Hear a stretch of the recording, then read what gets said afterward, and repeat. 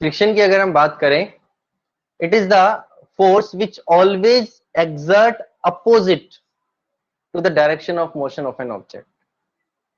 Friction एक वो force है जो किसी भी ऑब्जेक्ट के मोशन के अपोजिट डायरेक्शन के अंदर अप्लाई होता है, that is known as friction. Means हम फ्रिक्शन को हिंदी में क्या बोलते हैं? घर्षण। That is also known as घर्षण। मैं सिंपली बोल रहा हूं फ्रिक्शन, या इसको बोल सकते हैं हम फोर्स ऑफ फ्रिक्शन, या क्या बोल सकते हैं इसको? Frictional force. तीनों का मतलब एक ही है। तीनों किसको रिप्रेजेंट कर रहे हैं यहाँ पर? फ्रिक्शनल फोर्स को, फोर्स ऑफ फ्रिक्शन और फ्रिक्शन, तीनों का मतलब क्या है यहाँ पर? सेम आता है। ठीक है, तो फ्रिक्शन की डेफिनेशन सबको समझ में आई? The force which always exert opposite to the direction of motion. जैसे ही हमारे पास ये एक ऑब्जेक्ट है, ये इस डायरेक्शन के अंदर मोशन कर रहा है, हम क्या ऑब्जर्व कर रहे हैं कि इसके अपोजिट डायरेक्शन में इसके ऊपर क्या अप्लाई हो रहा है? एक फोर्स अप्लाई हो रहा है। वो किसी की वजह से भी अप्लाई हो सकता है, जो फ्रिक्शन फोर्स अप्लाई हो रहा है, सरफेस की वजह से, एयर की वजह से, दैट इज वाटर की वजह से। अगर वाटर में ऑब्जेक्ट मूव कर रहा है, वो डिपेंड करता है कि ऑब्जेक्ट कैसे मूव कर रहा है। इसका आप कुछ एग्जांपल ले सकते हैं। जैसे सपोज करो आपने एक बॉल को किक मारी, हमारे पास एक बॉल है और हमने क्या किया? उसको किक मारी। जैसी बॉल को किक मारी, हमने क्या ऑब्जर्व किया कि बॉल का मोशन शुरू हो गया। यहाँ पर बॉल इस डायरेक्शन में मूव कर रही है, और ये भी ऑब्जर्व कर रहे हैं हम कि ये बॉल कुछ डिस्टेंस ट्रेवल करने के बाद यहां जाकर रुक गई। अब वो बॉल रुकी क्यों है भाई? इस बॉल पर कोई ना कोई तो फोर्स अप्लाई हुआ है। कहां से? अपोजिट डायरेक्शन से। कहां से फोर्स अप्लाई हुआ है? अपोजिट डायरेक्शन से, which continuously oppose the motion of this ball, जो हमेशा लगातार इस बॉल के मोशन को क्या कर रहा है? रोक रहा है, अपोज कर रहा है। और एक टाइम ऐसा भी आएगा जब बॉल बिल्कुल लास्ट में रुक जाएगी, मींस कि जो उसकी स्पीड है वो क्या हो जाएगी? बिल्कुल जीरो हो जाएगी। Is it clear? तो यहाँ पर जो फोर्स लग रहा है किसकी वजह से लग रहा है? वो सरफेस की वजह से, कि बॉल जिस सरफेस पर मूव कर रही है। हाँ, वही बता रहा हूं, वो बॉल जिस सरफेस पर मूव कर रही है, वो सरफेस उसके ऊपर फोर्स लगा रहा है। जमीन पर जब वो बॉल मूव कर रही है ग्राउंड पर, तो ग्राउंड क्या कर रही है? उसके ऊपर एक फोर्स लगा रही है। आपने साइकिल, जैसे आप साइकिल चला रहे हैं, ठीक है, तो जब तक आप पेडलिंग कर रहे हैं उसके ऊपर, पेडलिंग करते जा रहे हैं तो साइकिल चलती जा रही है। जैसे ही आपने पेडलिंग करना बंद कर दिया, तो हम क्या ऑब्जर्व करते हैं? कुछ देर बाद साइकिल की जो स्पीड है वो स्लो हो जाएगी और लास्ट में साइकिल रुक जाएगी, अगर हमने पेडलिंग नहीं। उसका रीजन क्या हुआ? कि कहीं ना कहीं से एक अपोजिट डायरेक्शन से उस साइकिल के ऊपर फोर्स लग रहा है, और वो फोर्स क्या कर रहा है? साइकिल की स्पीड को कॉन्टिन्यूसली रिड्यूस कर रहा है, कम करता जा रहा है, और लास्ट में वो साइकिल रुक जाएगी, क्योंकि वो फोर्स क्या हो जाएगा? उसके ऊपर हैवी हो जाता है। Is it clear? समझ में आया आपको? Yes sir. Force is called frictional force. इसी फोर्स को क्या बोलते हैं हम? फ्रिक्शनल फोर्स बोलते हैं, जो हमेशा कहां से लगता है? Opposite to the direction of motion, जो डायरेक्शन ऑफ मोशन के अपोजिट साइड से लगता है। अब इसी के अंदर क्या आता है? Cause, cause of friction. Friction का कारण क्या है? What are the cause of friction? तो फ्रिक्शन क्यों होता है, मैं पहले इसको लिख देता हूं। Due to interlocking between the roughness, interlocking between the roughness of two surfaces। ये जो फ्रिक्शन है, दो सरफेसिस की जो रफनेस है उसकी इंटरलॉकिंग की वजह से फ्रिक्शन फोर्स होता है। देखो, जो सरफेस एक्चुअली में हमें स्मूथ लगता है, उस सरफेस में काफी सारी रफनेस प्रेजेंट होती है। It only appears to be smooth, but there are lot of roughness is present on that surface. मैं एक सिंपल एग्जांपल लेता हूं इसका, बोर्ड का। ये बोर्ड देखने में हमें बहुत स्मूथ लग रहा है, बिल्कुल स्मूथ लग रहा है बोर्ड, बट क्या इसमें रफनेस नहीं है? है, इसमें भी बहुत सारी रफनेस है, जिसकी वजह से ये जो मैं मार्कर से लिख रहा हूं, इसकी इंक क्या हो रही है? इस रफनेस के अंदर ये इंक ट्रैप हो रही है। कि जो भी हम लिख रहे हैं वो हमें विजिबल क्यों रहे हैं, क्योंकि उस रफनेस के अंदर ही इंक के पार्टिकल फिल होते जा रहे हैं और वो उसी की वजह से हम बोर्ड के ऊपर लिखवा रहे हैं। तो जो चीज हमें स्मूथ नजर आती है उसमें भी काफी सारी रफनेस प्रेजेंट होती है बेटा, जिसकी वजह से किसका कारण बनती है, वो फ्रिक्शन का कारण बनती है। अब जैसे सपोज करो फ्रिक्शन को मैं अगर आपसे टाइप पूछूं, अनमोल फ्रिक्शन फोर्स कौन से टाइप का फोर्स है बेटा? अनमोल, अनमोल आवाज आ रही है आपको? आज से मैं बेटा नेम नोट कर रहा हूं यहां पर कि जिस भी बच्चे का कोई रिस्पॉन्स नहीं आएगा उस बच्चे के घर पर कॉल होगी, ठीक है? तो यहाँ पर जो भी लिस्ट बनेगी नेम की, उनके घर पर आज कॉल जाएगी उनके पेरेंट्स से इंटरेक्ट करने के लिए कि आप लोग क्लास ले रहे हैं या क्लास में बैठ के टाइम पास कर रहे हैं। कुछ बच्चे क्लास में ऑनलाइन आने के बाद उसको स्किप करके और वहां पर गेम खेलना शुरू कर देते हैं। ऐसी भी कंप्लेंट मिली है। तो बेटा ये आपका लॉस है, ऐसा मत कीजिए। आप प्रॉपर क्लास में अटेंशन के साथ रहिए ताकि जो भी टॉपिक आपको समझाया जा रहा है वो आपको समझ में आ सके अच्छे से। सर हम बताएं? वंशिका, वेट, वंशिका, वंशिका, वंशिका आवाज आ रही है आपको? Sir, can I tell?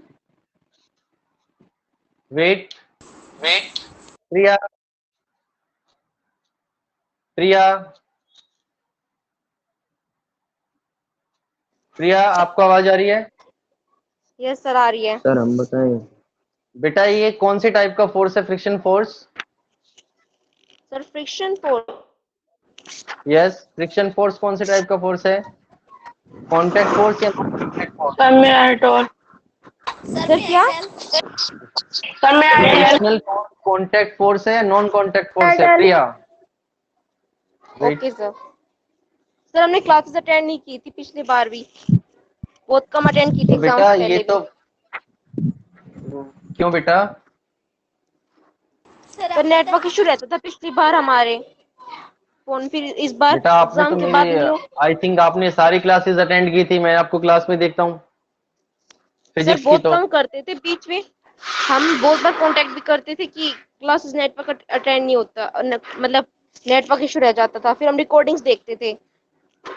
हाँ तो रिकॉर्डिंग्स के अंदर तो पढ़ा होगा ना कौन से टाइप का फोर्स है, ये कॉन्टेक्ट फोर्स है नॉन कॉन्टेक्ट फोर्स है? Sir non contact force.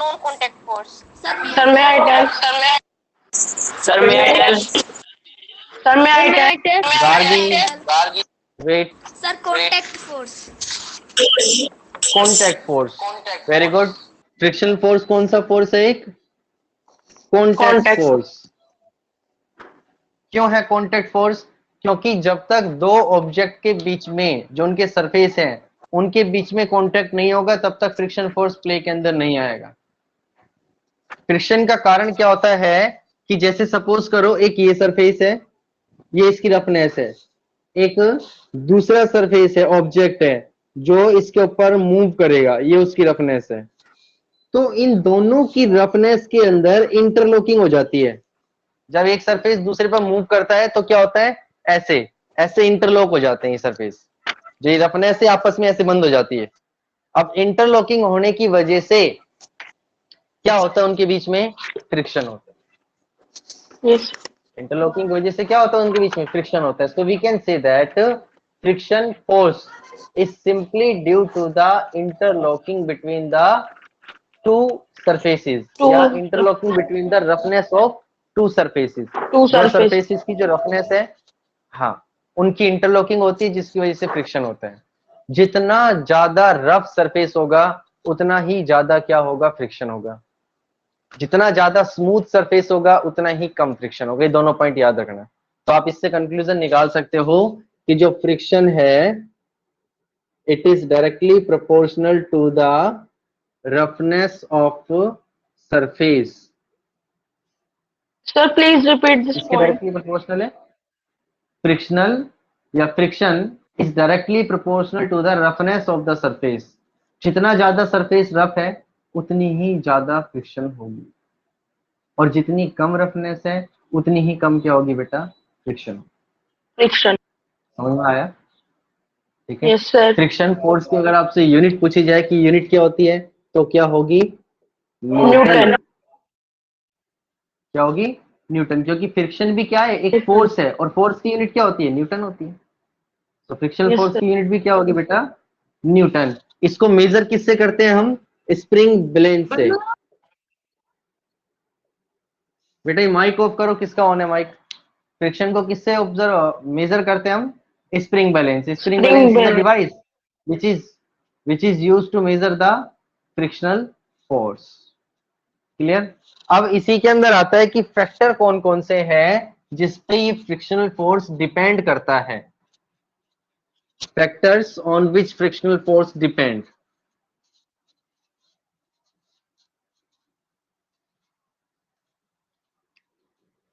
या इसको सिंपली लिख सकते हैं, फैक्टर्स अफेक्टिंग द फ्रिक्शन, कि कौन कौन से फैक्टर्स हैं जो फ्रिक्शन को अफेक्ट करते हैं। तो इसमें पहला क्या आता है बेटा? वेट ऑफ द ऑब्जेक्ट, और दूसरा क्या आता है? Nature of surface area. जिस पर ऑब्जेक्ट मूव कर रहा है उसके ऊपर डिपेंड करता है। और दूसरा किस पे डिपेंड करता है? ये नेचर ऑफ द सरफेस। इसको हम वेट ऑफ द ऑब्जेक्ट को ये भी लिख सकते हैं, force with which two object pressed. और ये नेचर ऑफ द सरफेस को क्या लिख सकते हैं? Nature of the two surfaces लिख सकते हैं, क्योंकि दो सरफेस होंगे। एक सरफेस ये होगा और दूसरा सरफेस उस ऑब्जेक्ट का होगा जो किसी ऑब्जेक्ट के ऊपर मूव कर रहा है। दोनों ऑब्जेक्ट के सरफेस है। फर्स्ट सरफेस ये हो गया और दूसरा सरफेस ये हो गया। पहले इस पॉइंट को समझो। Force with which two object pressed. देखो, जब एक ऑब्जेक्ट दूसरे ऑब्जेक्ट के ऊपर मूव करता है तो जितना इस ऑब्जेक्ट का वेट है वो उतना इसके ऊपर क्या लगाएगा? फोर्स लगाएगा। समझ में आया? जैसे ये हमारे पास दो ऑब्जेक्ट है, एक ये ऑब्जेक्ट है और एक ये ऑब्जेक्ट है, ठीक है? तो जब ये ऑब्जेक्ट इसके ऊपर चलेगा तो जितना इस ऑब्जेक्ट का वेट है उतना वो क्या लगाएगा? इसके ऊपर फोर्स लगाएगा। क्या लगाएगा? फोर्स। तो उसको हम वेट ऑफ द ऑब्जेक्ट भी बोल सकते हैं, और ये बोल सकते हैं कि जिस फोर्स के साथ दोनों ऑब्जेक्ट एक दूसरे को प्रेस कर रहे हैं, ये प्रेस कर रहे हैं दोनों, और वो प्रेस कब कर रहे हैं? जितना इसका वेट और इसका वेट है, ये दोनों आपस में प्रेस कर रहे हैं। तो एक तो डिपेंड करता है कि force with which two object press, जिस फोर्स से दो ऑब्जेक्ट प्रेस कर रहे हैं, इसके क्या है? Directly proportional. जितना ज्यादा फोर्स होगा दो ऑब्जेक्ट के बीच में उतना ही ज्यादा क्या होगा? फ्रिक्शन। भाई अगर फोर्स ज्यादा हुआ तो ऑब्जेक्ट इसके ऊपर मूव नहीं कर पा रहा, और अगर फोर्स कम हुआ तो ऑब्जेक्ट इजीली मूव कर पा रहे हैं। समझ रहे हो आप? समझ में आ रहा है बेटा?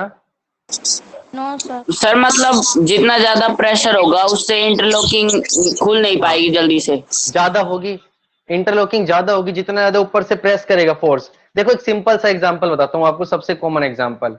आपके पास एक तो क्या है, ये जैसे सरफेस है, ठीक है, ये ग्राउंड सरफेस, ये आप मेरी जमीन है जैसे, हमने इसके ऊपर एक कार्डबोर्ड शीट रखा, गत्ते का डब्बा रखा, ठीक है, और दूसरा हमारे पास वही सरफेस ये है और इसके ऊपर हमने एक लोहे का ट्रंक रख दिया। लोहे का क्या रख दिया? ट्रंक। ये कार्डबोर्ड है और ये ट्रंक है, आयरन ट्रंक। आप मुझे ये बता सकते हैं कि आप दोनों में से किसको आराम से इजीली मूव करवा सकते हो? Sir cardboard. Sir cardboard. Sir cardboard को। हाँ। क्यों? क्योंकि कार्डबोर्ड का जो वेट है वो बहुत कम है, हल्का सा होता है। तो जब वेट कम होगा तो वो नीचे वाले सरफेस पर जो फोर्स लगाएगा वो भी कम फोर्स लगेगा, वो भी कम लगेगा ना। और अगर फोर्स कम लगेगा तो फ्रिक्शन भी क्या होगा? कम होगा। और फ्रिक्शन कम होगा तो ऑब्जेक्ट इजीली क्या कर सकता है? मूव कर सकता है। दूसरी साइड लोहे के ट्रंक की बात करें तो इसका जो वजन है वो बहुत ज्यादा है। जितना ज्यादा वजन होगा उतना ही सरफेस पे क्या लगाएगा? फोर्स लगाएगा। कार्डबोर्ड शीट के कंपैरिजन में जो ये ट्रंक फोर्स लगा रहा है वो क्या लगा रहा है, बहुत ज्यादा फोर्स लगा रहा है सरफेस पर। जब फोर्स ज्यादा लगेगा तो इंटरलॉकिंग भी क्या होगी, ज्यादा होगी। इंटरलॉकिंग भी क्या होगी उसकी, ज्यादा होगी। और इंटरलॉकिंग ज्यादा होगी तो फ्रिक्शन इंक्रीज हो गया, फ्रिक्शन इंक्रीज होगा तो मोशन क्या हो जाएगा उसका, स्लो हो जाएगा। अब समझ में आया बेटा, क्लियर हुआ? Yes sir. ओके, तो फर्स्ट कंसेप्ट था इसका, force with which two object press. जिस फोर्स के साथ दो ऑब्जेक्ट प्रेस करते हैं तो फ्रिक्शन उस पर डिपेंड करता है। जितने ज्यादा फोर्स के साथ प्रेस करेंगे उतना ज्यादा फ्रिक्शन होगा, जितने कम फोर्स के साथ प्रेस करेंगे उतना ही कम क्या होगा, फ्रिक्शन होगा। दूसरा आता है nature of the two surface. दोनों सरफेस कैसे हैं, अगर दोनों सरफेस रफ है, कैसे है, रफ है, तो मैक्सिमम फ्रिक्शन होगा। तो फ्रिक्शन भी क्या होगा, मैक्सिमम, ज्यादा से ज्यादा फ्रिक्शन होगा। और दूसरा, अगर दोनों के सरफेस कैसे हैं, स्मूथ, तो मिनिमम फ्रिक्शन होगा। तो क्या होगा, मिनिमम फ्रिक्शन। अब देखो रफ सरफेस की बात करते हैं। एक तो रूम में फर्श पे टाइल डली हुई है, ठीक है, और दूसरा एक रूम के अंदर सीमेंट का फर्श डला हुआ है जिसमें काफी सारे खुरदरापन हो रहा है, टूटा टूटा फर्श है जगह जगह से। तो जिसमें ज्यादा रफनेस है, मतलब जो सीमेंट का फर्श है उसके ऊपर आप इजीली किसी चीज को मूव करवा सकते हो या टाइल वाले फर्श पर मूव करवा सकते हो, बोलो? सर टाइल वाले पर। टाइल वाले फर्श पर मूव करवा सकते हैं। क्यों करवा सकते हैं, क्योंकि जो उसका सरफेस है वो बहुत स्मूथ है, और सरफेस स्मूथ होगा तो फ्रिक्शन क्या होगा, उसके अंदर कम होगा। फ्रिक्शन कम हुआ तो ऑब्जेक्ट का जो मोशन है वो क्या हो जाता है, फास्ट मोशन हो जाएगा। फास्ट। और दूसरी बात अगर हम सीमेंटेड फर्श की करें तो उसमें रफनेस बहुत ज्यादा है, रफनेस फ्रिक्शन ज्यादा ज्यादा होगी तो होगा। इंटरलॉकिंग होगी। हाँ, फ्रिक्शन ज्यादा होगा जिससे ऑब्जेक्ट मूव नहीं कर पाता। अब आप एग्जांपल लेते हैं, जैसे कैरम खेल रहे हैं हमने कैरम को काफी टाइम बाद निकाला और हमने उसको डायरेक्ट खेलना शुरू किया, तो क्या जो हमारा स्ट्राइकर है वो स्पीडली मूव कर पाएगा सरफेस पे? No sir. सर उस पर पाउडर नहीं कर डालना पाएगा। पड़ता है। क्यों? उसका सरफेस, हाँ, उसका सरफेस बहुत रफ है, उस पे मिट्टी भी है, डस्ट पार्टिकल भी है, और जो प्लाईवुड है उसके बीच में रफनेस आई हुई है जिससे स्ट्राइकर मूव नहीं कर पाता। अब हम क्या करते हैं, जैसे उसको सफाई करते हैं उसके बाद पहले हम उस पर पाउडर डालते हैं, टेल्कम पाउडर। वो टेल्कम पाउडर क्या है, जितनी भी उस प्लाईबोर्ड के बीच में रफनेस थी उस रफनेस को फिल कर देता है, फिल कर देता है। और जैसे ही प्लाईबोर्ड की रफनेस फिल हो गई, अब वो सरफेस कैसा हो गया, पूरा का पूरा स्मूथ सरफेस हो गया।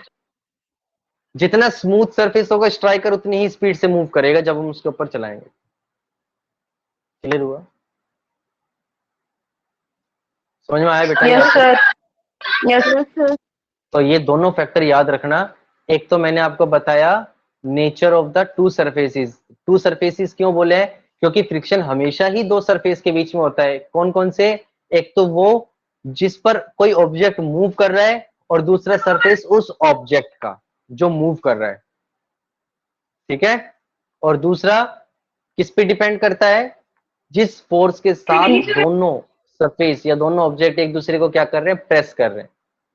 The force with which two object press, जिस फोर्स के साथ दो ऑब्जेक्ट प्रेस हो रहे हैं, कंबाइन मतलब आपस में कंप्रेस हो रहे हैं, उसको क्या बोलते हैं हम, वेट भी बोलते हैं ऑब्जेक्ट का। और उस पर क्या डिपेंड करता है बेटा, फ्रिक्शन डिपेंड करता है। यहां तक क्लियर हुआ? Yes sir. ओके, अब इसके अंदर आता है हमारा types of friction.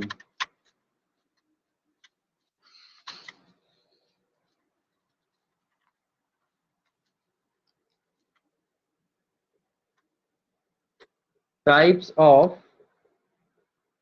friction. There are three types of friction basically. First one आता है static friction. इसकी एक्सप्लेनेशन के साथ, डिटेल के साथ हम इसको कल पढ़ेंगे। आज मैं पहले सारा इसका ब्रीफ डिस्कशन बताता हूँ आपको, सिंपली कि इसके अंदर क्या क्या होता है, ठीक है, समराइज करके। दूसरा होता है रोलिंग फ्रिक्शन, स्लाइडिंग फ्रिक्शन, और तीसरा होता है इसके अंदर rolling friction, friction. Very good. पहला स्टैटिक, दूसरा स्लाइडिंग और तीसरा रोलिंग फ्रिक्शन।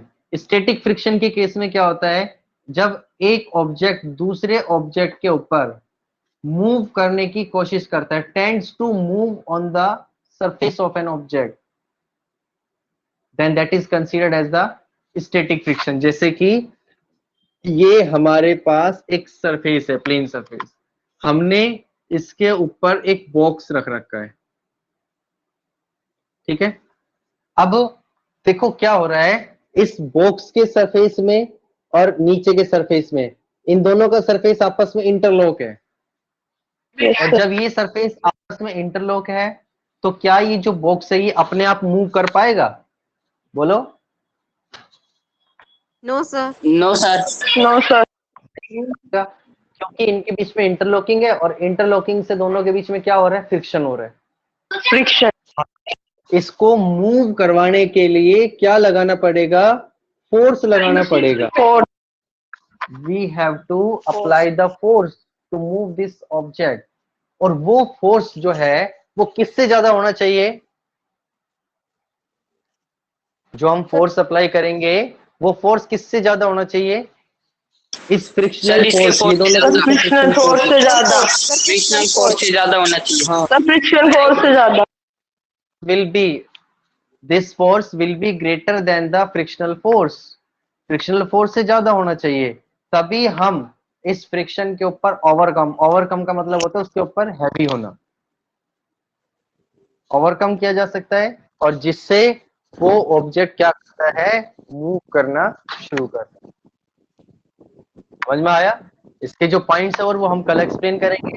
सेकंड देखते हैं स्लाइडिंग फ्रिक्शन। स्लाइड का मतलब क्या होता है, जैसे अब एक सरफेस आ गया और हमने अब इस बॉक्स को इस सरफेस पे रख दिया, तो हम क्या ऑब्जर्व करते हैं, हम इसके ऊपर थोड़ा सा भी फोर्स लगाएंगे, देखो फ्रिक्शन तो यहाँ भी हो रहा है, बट हम इसके ऊपर थोड़ा सा फोर्स लगाएंगे ना, तो ये बॉक्स क्या होगा, स्लाइड करना शुरू कर जाएगा।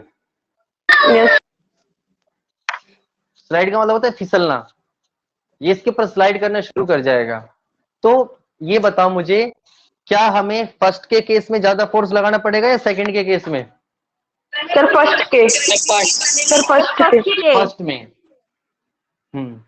सेकंड में हमें कम फोर्स लगाना पड़ेगा, क्योंकि कम फोर्स लगाते के साथ ही ऑब्जेक्ट स्लाइड करना शुरू कर देगा और वो नीचे पहुंच जाएगा। तो इसलिए क्या कहते हैं कि जो स्लाइडिंग फ्रिक्शन होता है, हाँ बेटा, स्लाइडिंग फ्रिक्शन कम क्यों होता है? क्योंकि जो इसका सरफेस है वो, उसमें फ्रिक्शन कम होता है, मींस सरफेस के बीच में जो इंटरलॉकिंग है वो वीक हो जाती है। एक तो हमने एक ऑब्जेक्ट को ऐसे रख रखा है सिंपली, और एक हमने इस ऑब्जेक्ट को ऐसे रख दिया, तो मार्कर नीचे कौन से केस में जाएगा, ऐसे जल्दी जाएगा, और अगर ऐसे रख रखा है तो सीधा रखा है। जैसे इसको ऐसे करेंगे तो मार्कर नीचे जाना शुरू हो गया ना, क्योंकि इंटरलॉकिंग वीक हो जाती है। सर मतलब वीक होता है और थोड़ा सा फोर्स लगाते ही वो टूट जाती है। हाँ बिल्कुल, इंटरलॉकिंग जो है वो वीक होती है, और जैसे हम थोड़ा सा फोर्स अप्लाई करते हैं वो ब्रेक डाउन होती चली जाती है और ऑब्जेक्ट मूव करना शुरू करता है। ठीक है, किसका आता है इसके अंदर, रोलिंग। रोलिंग के अंदर भी क्या होता है, जैसे ये सरफेस है, इसमें ऑब्जेक्ट रोल करता है, इसमें ऑब्जेक्ट क्या करता है, सर रोल करता है। एग्जांपल बोल, हाँ देख, सर बोल जैसे बॉल हो एग्जांपल। गई, मैं आपको एक छोटा सा एग्जांपल देता हूँ, सुनो, मैं एक छोटा सा एग्जांपल देता हूँ। आपके पास आपकी नोटबुक है, आप उस नोटबुक को बेंच पे रख के ऐसे चला रहे हो, तो आपको थोड़ा फोर्स लगाना पड़ रहा है ज्यादा। अब आपने क्या किया, नोटबुक के नीचे 2-3 पेन लगा दिए, ठीक है, और आप उस नोटबुक को हल्का सा भी स्लाइड करते हो तो पेन नीचे से रोल करते हैं और नोटबुक आगे चली जाती है। यस सर, ठीक है, तो वो किसका केस बन गया, वो रोलिंग फ्रिक्शन का केस बन गया। इसका रीजन ये सबसे कम होता है, उसका रीजन क्या है, क्योंकि रोलिंग फ्रिक्शन के अंदर जो सरफेस का कांटेक्ट होता है वो बहुत स्मॉल होता है, बहुत कम होता है, बहुत कम। हाँ कम कांटेक्ट होता है। स्टैटिक में सबसे ज्यादा कांटेक्ट होता है, स्लाइडिंग से भी ज्यादा, इसके अंदर स्लाइडिंग से भी कम रोलिंग के अंदर। ओके सर, और इसलिए जो रोलिंग फ्रिक्शन है, it is less than the sliding friction as well as static friction. अगर आपसे पूछ रहे सबसे कम फ्रिक्शन किस में होता है तो आप क्या बताओगे? रोलिंग फ्रिक्शन के अंदर।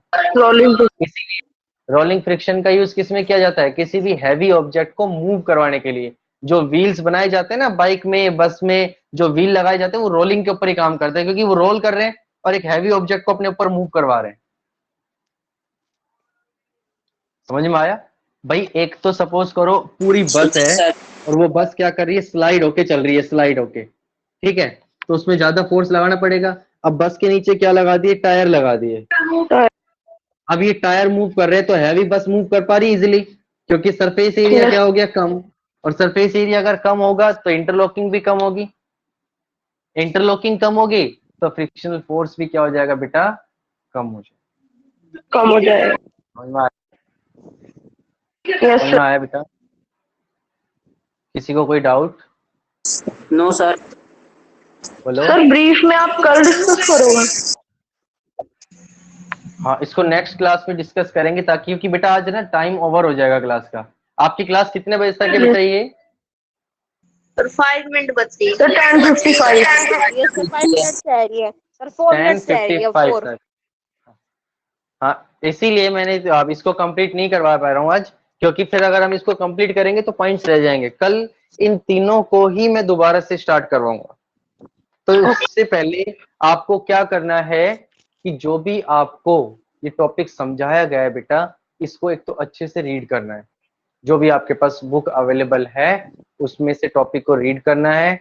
और सेकंड थिंग, इस चैप्टर के मैंने आपको नोट्स सेंड किए हैं अभी तक या नहीं किए? सर नो नहीं किया अभी तक। नो नहीं किए। ओके, इस चैप्टर के मैं आपको नोट्स भी सेंड करूंगा आज। और यहाँ से पहले तक, मतलब जो 11 चैप्टर था, क्या वहां तक की नोटबुक सभी बच्चों की कंप्लीट हो गई है बेटा? Yes yes sir. सर हो गई। हाँ बेटा, नोट कंप्लीट रखना, क्योंकि आपके भी एग्जाम में भी हो सकता है शायद दिसंबर में फर्स्ट टर्म के एग्जाम, जैसे 9th और 12th के एग्जाम जो नवंबर और दिसंबर में होंगे, फर्स्ट टर्म के 2 टर्म एग्जाम होंगे, तो हो सकता है आपके भी एग्जाम चल। ठीक है, तो जो भी आपको टॉपिक करवाया जा रहा है उसको टाइम टू टाइम करो।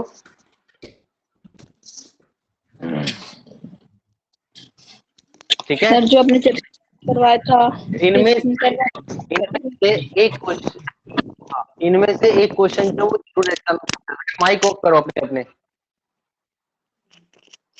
इनमें से एक क्वेश्चन जरूर एग्जाम में पूछा जाता है, स्टैटिक फ्रिक्शन की डेफिनेशन हो, स्लाइडिंग की हो, या रोलिंग फ्रिक्शन की डेफिनेशन, और कौन सा फ्रिक्शन ज्यादा होता है, कौन सा फ्रिक्शन कम होता है। ठीक है, इसके बाद का जो टॉपिक है वो है फ्रिक्शन इज नेसेसरी इविल, जिसके अंदर हम क्या पढ़ेंगे? Advantages and disadvantages. Advantages of frictions, कि फ्रिक्शन के क्या क्या लाभ है और क्या क्या हानि है।